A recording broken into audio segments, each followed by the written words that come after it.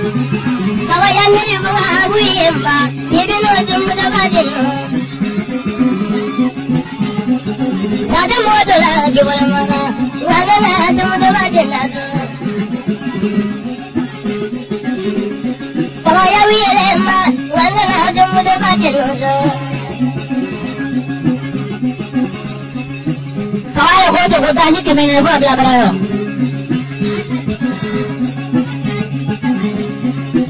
Mani jai de jamma kibino jumuda badino me.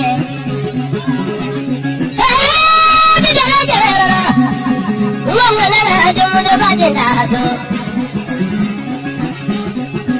Tudala tumunoma, wiyana jumuda badino. Mama jina pale jabe miye, kabaya koro nerino jumuda badina he. Juguli mawala mai.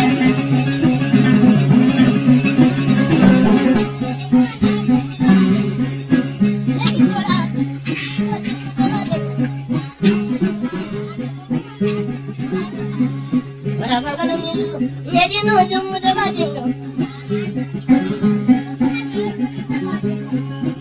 Tudala tumunoma, divino jumuda badino. Divino tiginyula, divino jumuda badino so. Kabaya tumumariya, wiyanyula, mawana jumuda badino entrige. Kolani alune jugudarado, divino jumuda badino aikana presina. Davita solo suni majo, divino jumuda badino.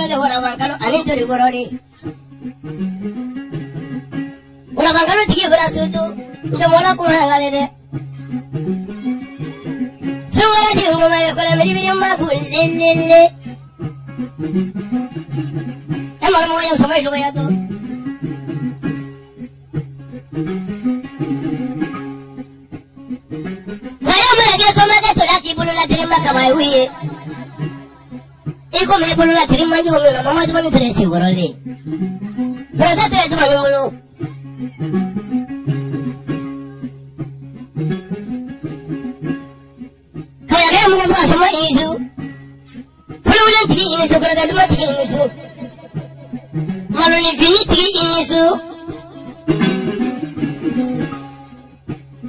nagi fura flama ngi fura ini su jabana la ura fe kera ma be ma tanyu fale smamrula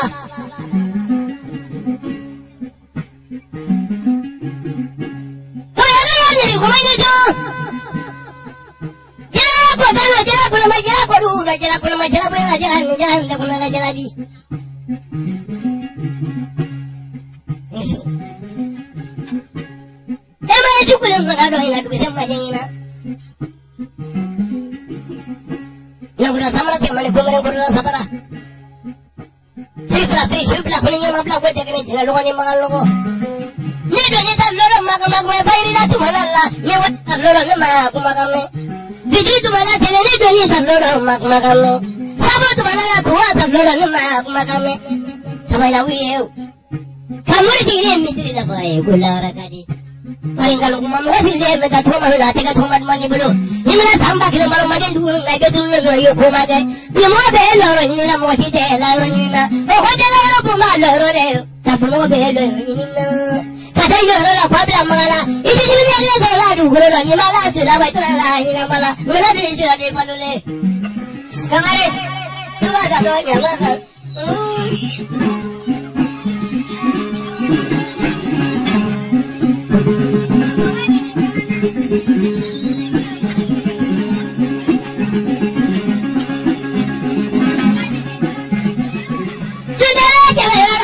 Bibi koma bon ningere nabi kama ya ga ya na na bon ningere na kai tu ya ga ka don ningere na kai azam na de le ningere bido ira de magere chukura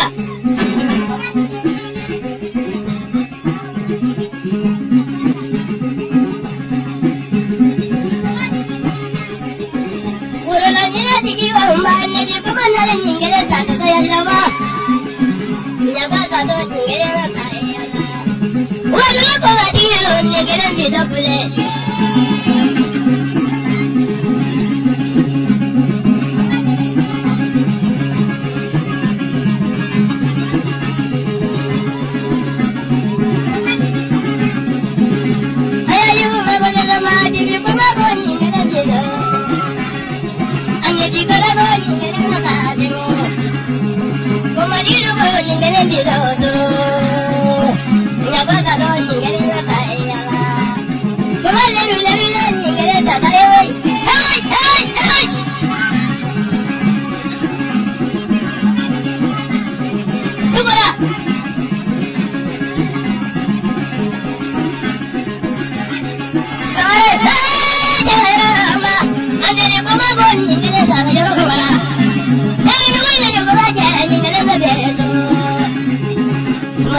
Ningere na kai, ya ko de lu le ningere ta do na bi